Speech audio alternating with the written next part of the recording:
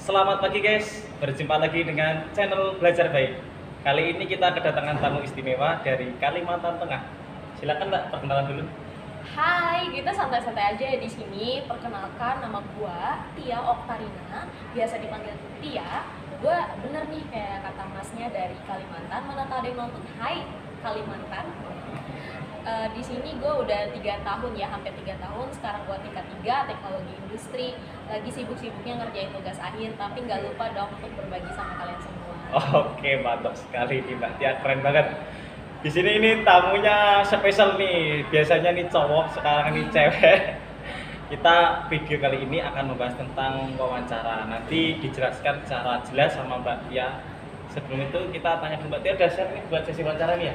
Siap, Pak. Oke, kita mulai ya guys ya. Sebelum kita masuk wawancara, kita biasa tanya nih, apa alasan Mbak Tia bisa daftar di Poltek ini? Latar belakangnya gimana? Oke. Hmm. Kalau yang dari diri sendiri sih sebenarnya awalnya nggak kepikiran ya.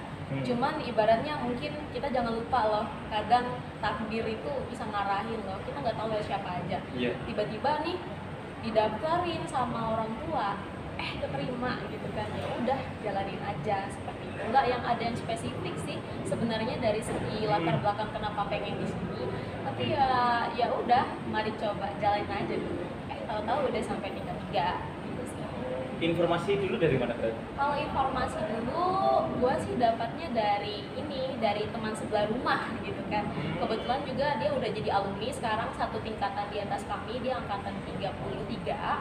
Iya. Nah jadi dari keluarganya itulah akhirnya tahu, dan emang sebenarnya program itu kan lumayan terkenal ya di tempatnya gue di sana. Oke, alasannya sangat menarik ini Mbak Tia. Ikutin aja ya. Iya, Oke. ikutin aja. Kita langsung yang lanjut di sesi wawancara nih. Gimana sih persiapan wawancara yang dulu Mbak Tia siapkan? Gimana persiapannya sehingga Mbak Tia sekarang bisa diterima di Politeknik Kesehatan? Monggo Mbak. Baik, kalau dari seleksi wawancara sendiri yang pasti setiap orang punya persiapan ya. Persiapan ini kayaknya umum deh, yang semua orang bisa lakuin. Yang pastinya adalah kita tahu dong mau cari sumber informasi di mana, Mbah Google misalnya. Ya udah cari aja di Google pertanyaan yang biasanya diajukan. Dan sekarang kan enak kan, kita udah ada TikTok 3 menit doang atau 5 detik doang kita scroll. Mari kita cari hal-hal bermanfaat di situ. Karena gue sendiri termasuk orang yang kayak gitu, misalnya nyari buat bahan MC atau yang lain-lain. Oh, ada kok ternyata di TikTok juga, atau kayak di YouTube, boleh silakan. Jadi gunakan semua fasilitas, semua teknologi yang sudah ada di kita selama ini, di generasi ini, supaya kita bisa menghasilkan hasil yang maksimal. Kayak gitu aja sih, pokoknya prepare aja. Dan juga ya tetap mentalnya dijaga ya, jangan belum perang udah kalah duluan, no gitu. Masa mau masuk Poltek kayak gitu kan? Jadi ya udah, harus mentalnya dijaga, harus dibiasakan, terus berlatih, jangan cuma baca doang, minta penilaian dari orang lain karena kita butuh orang sekitar buat menilai kita juga. Seperti itu. Bagus. Luar biasa nih, udah dijelaskan secara detail sama Mbak Tia. Mungkin itu buat teman-teman itu bisa browsing ya, di YouTube juga banyak ya persiapan.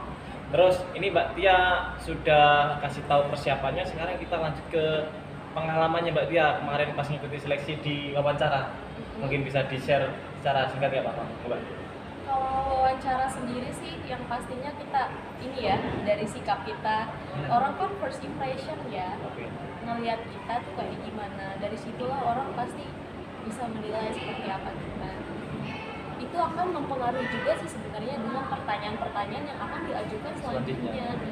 Mungkin mereka akan lebih menanya ke diri kita sih. Jadi mohon teman-teman diingat bahwa kita harus mengenal diri kita nih. Tapi kalau kita disuruh, biasanya kan umumnya wawancara ada ini ya, sisi negatif kamu apa sih, kelebihan kamu, kekurangan kamu apa sih gitu. Boleh sih menjawab seperti ya saya pemalas, saya tapi alangkah baiknya kita menjawab, ketika kita menjawab kekurangan ya, kita menambahkan apa sih upaya atau kiat-kiat yang bisa kita lakukan supaya kita bisa mengurangi kekurangan kita itu. Dan di saat kita ada kelebihan, sampaikanlah dengan rendah hati. Dan juga juga kelebihan itu nggak usah yang muluk-muluk, nggak usah yang panjang-panjang, tapi cobalah memilih pemilihan kata yang membuat orang tertarik. Misalnya kita mau bilang kita orang yang penuh dengan kreasi, mungkin kita bisa ganti dengan kreatif. Begitu juga untuk yang lainnya. Buatlah bahasa yang baik dan semenarik mungkin, kemas sebaik mungkin, karena ada persiapannya kan. Kalau tadi kita singgung lagi buat pengalaman ketika di wawancara itu, ada nggak maksudnya Mbak Metia yang pertanyaan-pertanyaan itu bisa membuat kita itu sampai nggak bisa jawab gitu Mbak ya? Atau kesulitan atau bahkan yang kendala gitu? Sejauh ini sih nggak ada kendala yang berarti ya. Selama saya mencoba untuk ini, loh kok jadi saya, padahal kan gua. Selama gua ini ya, jadi ke bawah nih kayak ngerasa, karena kayak diwawancara sama Mas Adi. Ya nggak apa-apa. Jadi gua tuh ngerasa nggak ada halangan yang berarti sih selama lu pada punya persiapan. Yang penting udah disiapin aja, karena kita nggak bakal tahu apa yang ditanyain, tapi kita bisa prediksi dan kita bisa meminimalisir ketidaktahuan kita saat menjawab. Kalau toh yang ditanyain tentang diri kita kan aneh kan rasanya, kalau tiba-tiba kita nggak tahu diri kita sendiri. Itu sih harus tahu, harus ya. Mungkin ada itu Mbak Tia, poin-poin pertanyaan yang Mbak Tia alami dulu yang mungkin bisa dipersiapkan selain dari pertanyaan tentang diri kita, gimana Mbak Tia? Bisa sih, sebenarnya ini gue belajarnya setelah gue udah masuk Poltek ya. Itu pertanyaan buat wawancara kerja, gue suka buka TikTok soalnya. Anak TikTok. TikToknya Mbak Tia punya? Punya. Apalah sekalian ini buat nanti buat dikepoin sama teman-teman. Boleh, namanya Sparkle Love. Sparkle Love. SPARKLELAV. Oke, nanti teman-teman coba dibuka ya. Siapa tahu jadi ilmu di situ, ladangnya ilmu. Oke, Mbak, lanjut. Jadi di situ kalau di TikTok mah dia ngajarinnya bahwa kalau kita lagi mau jawab nih, ada pertanyaan, kenapa sih kamu milih ini? Gitu. Kenapa? Kayaknya basic-basic aja ya.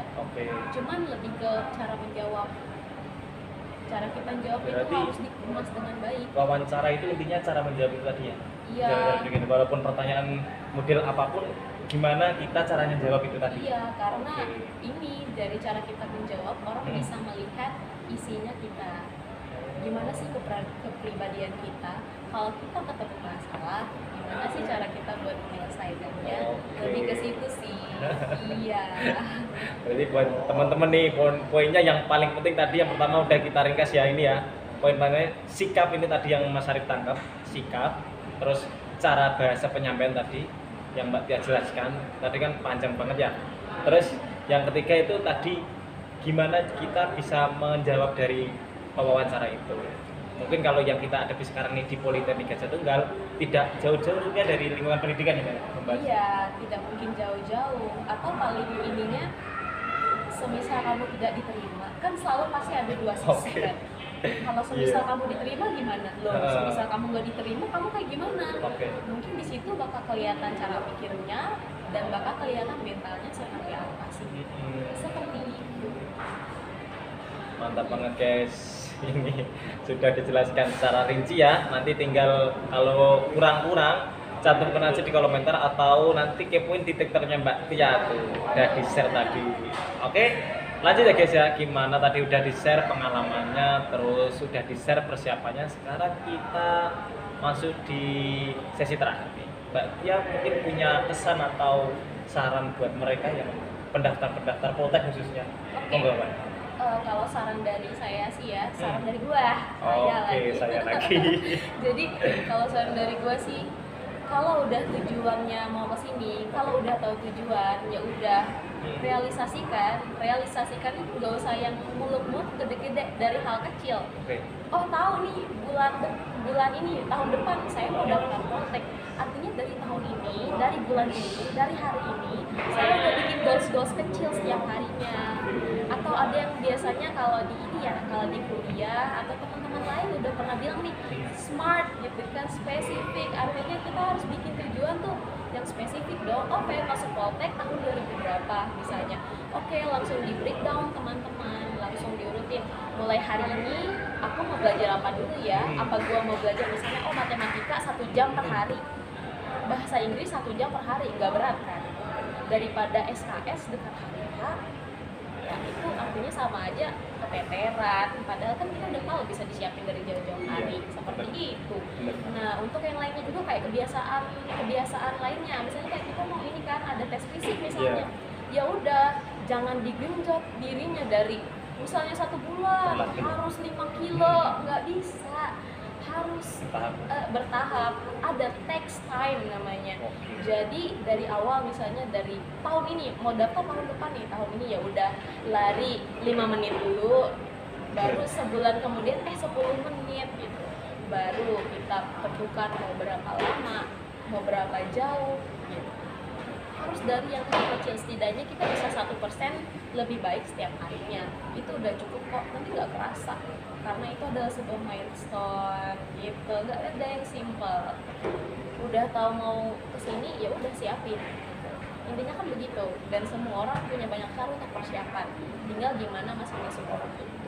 Harus kalau udah punya tujuan direncanakan dengan jelas, harus spesifik, harus ada tenggat waktunya kapan gitu, terus harus jelas mau dikerjakan kapan sih, apa yang mau dikerjakan gitu. Jangan cuma 1 harian katanya mau ngerjain tapi cuma bengong doang, nggak bisa. Harus Nggak ada aksi. Iya, kita berdoa doang nggak bisa, harus ada usahanya. Dan kita juga nggak boleh lupa bahwa ada namanya faktor keberuntungan, luck, selalu ada faktor keberuntungan, tapi doa, usaha tidak kalah pentingnya. Mantap sekali Mbak Tia, saran yang sangat membangun untuk teman-teman nih. Istilahnya kalau saya analogikan nih dari sarannya Mbak Tia itu, kita berperang itu bawa senjata, jangan tangan kosong gitu. Tadi persiapan-persiapannya itu ibaratkan senjata, perangnya tadi itu melawan itu seleksi-seleksi itu. Mentalnya itu loh, mentalnya juga kayak ya jangan kalah dulu dong sebelum perang.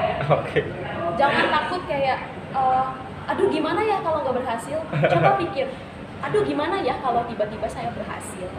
Coba pikirkan sesuatu yang lebih baik gitu.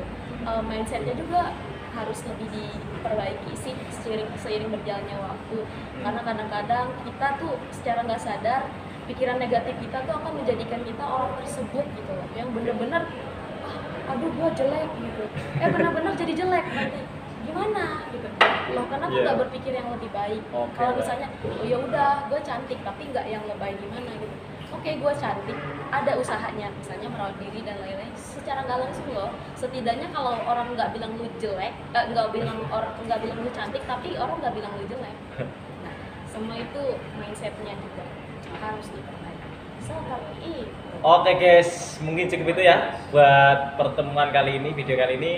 Semoga video ini bisa bermanfaat untuk Anda semua. Kami mohon maaf bila mungkin banyak kesalahan kata atau itu kata yang kurang sopan. Saya berterima kasih banget sama Mbak Tia ya, sudah membagikan waktunya buat teman-teman ini spesial.